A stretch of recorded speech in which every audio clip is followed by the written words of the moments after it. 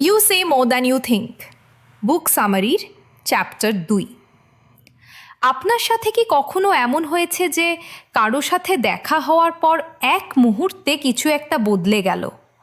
হয়তো 1 মিনিট আগেও তিনি রিল্যাক্সড ছিলেন, তারপর তার হ্যাবভ্যাব পাল্টে গেল। আপনি সেটা বুঝতে পারলেন কিন্তু বলতে পারলেন না কেন? এই লক্ষ্য করার ক্ষমতাটা শুরু হয় তার বেস লাইন জানা থেকে। বেস লাইন মানে হলো যখন একজন মানুষ শান্ত থাকে তখন সে কেমন আচরণ করে। এটা হলো তার স্বাভাবিকভাবে দাঁড়ানোর ভঙ্গি।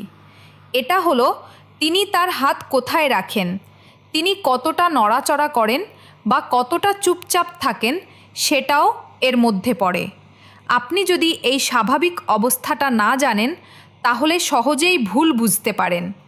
শুধুমাত্র একটা ছোট নড়াচড়া হয়তো তেমন কিছুই বোঝায় না, কিন্তু সেই একই নড়াচড়া যখন বেসলাইন থেকে আলাদা হয় তখন তার অনেক মানে থাকতে পারে। আমাদের মস্তিষ্ক পরিবর্তন শনাক্ত করার জন্যই তৈরি। এই দক্ষতাটাই আদিম মানুষদের বেঁচে থাকতে সাহায্য করেছিল। আজকে এটা আমাদের মানুষ চিনতে সাহায্য করে। যখন কেউ হঠাৎ করে পাল্টে যায় আপনার মনোযোগ সেদিকে চলে যায়। এই মুহূর্তগুলোকেই প্রবিং পয়েন্ট বলা হয়। এগুলো হলো এমন ক্লু যা বলে এবার আরও ভালোভাবে লক্ষ্য করুন। এর একটা স্পষ্ট উদাহরণ পাওয়া যায় নীল আর্লের কাছ থেকে, যিনি একজন সিনিয়র এটিএফ ইনভেস্টিগেটর। তিনি এমন একজনকে দেখছিলেন যাকে বেশ শান্ত আর ক্যাজুয়াল মনে হচ্ছিল।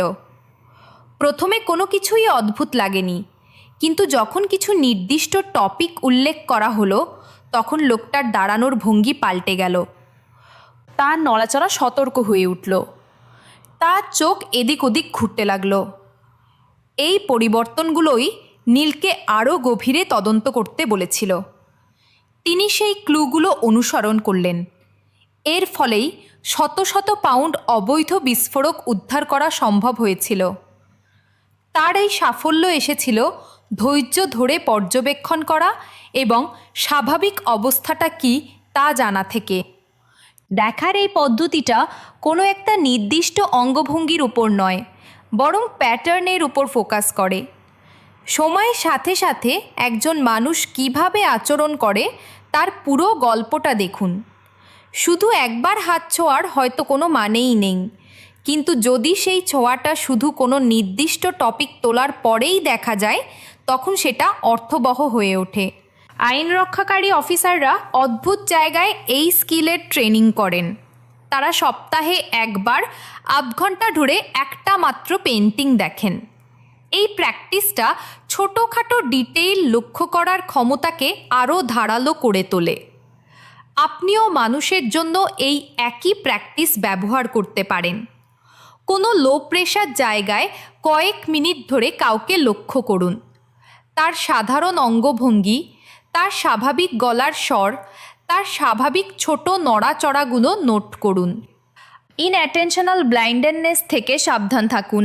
এটা তখনই হয় যখন আপনি ভুল জিনিসে ফোকাস করার কারণে কোনো একটা স্পষ্ট জিনিস দেখতে পান না। আপনি যদি শুধু একটা অঙ্গভঙ্গির দিকেই তাকিয়ে থাকেন তাহলে হয়তো বড় প্যাটার্নটা আপনার চোখ এড়িয়ে যাবে।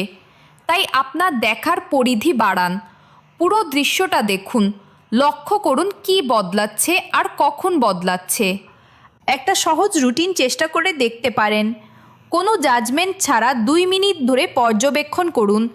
এমন একটা জিনিস মার্ক করুন যা স্বাভাবিক মনে হচ্ছে। একটা নিউট্রাল টপিক নিয়ে কথা বলুন, দেখুন সেই জিনিসটা পাল্টায় কি না। যদি পাল্টায় তাহলে একটা ফলো আপ প্রশ্ন করুন অথবা টপিক পাল্টে দিন, দেখুন তিনি কিভাবে রিয়্যাক্ট করেন। এটা এমন একটা স্কিল যা আপনি না ভেবেই প্রায়ই ব্যবহার করেন। প্র্যাকটিসের সাথে সাথে এটা আরও সহজ আর দ্রুত হয়ে যায়। ছোট থেকে শুরু করুন আর লুকানো সিগন্যালগুলো চেনার জন্য নিজের চোখকে তৈরি করুন। সময়ের সাথে সাথে এই ছোট ছোট পরিবর্তনগুলোই আপনাকে আসল গল্পটা বলে দিবে।